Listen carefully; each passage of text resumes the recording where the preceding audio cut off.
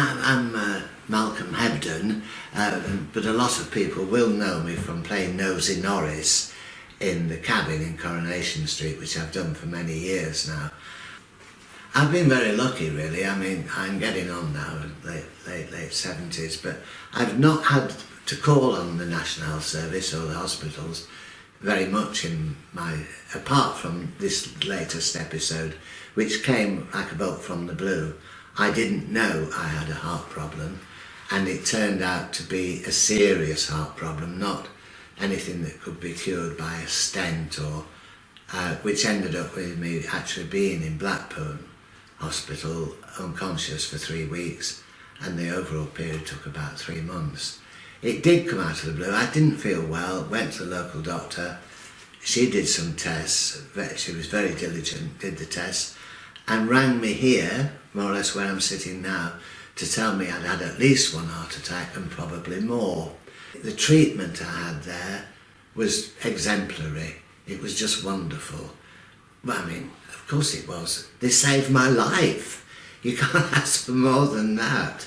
There was one occasion after the operation they didn't think I'd make it till the morning, and they all gathered around the bed. Apparently, I would have been very worried if I'd woken up, but to see them all staring at me like that.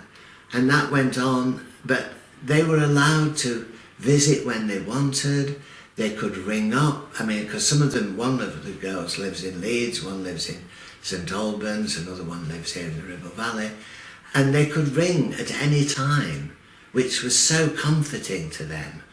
And the attention, and they thought the nurses, I'm sorry I missed them. I'm sure I'd been terribly impressed. And Mr. Zachariah, who did the operation, and his team were just excellent. And they did their best. They said, we've done our best, but we don't know. But they did better than the best. I'm still here. They have to do very personal things for you, which I find, and they just said, just close your eyes and think of something else. They were terrific. I have no complaints at all. And when I think about it, I can't think of anything that they could have improved on.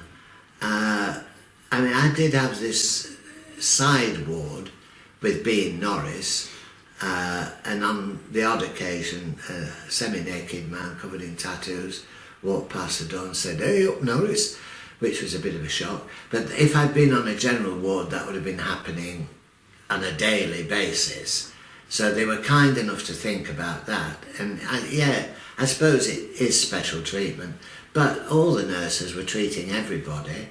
I used to leave the door open and watch the night nurses at the station there, their desk, still working. I mean, they do have to do very, very personal things for you.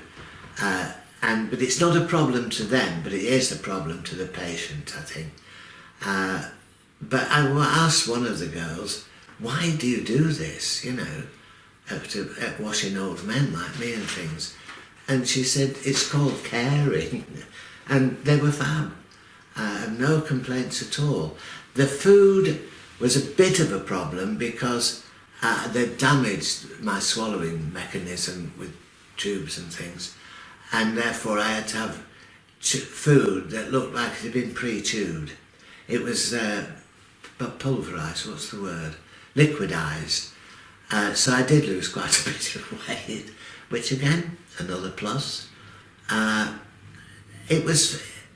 I did develop relationships and find out a lot about some of the nurses' past and things.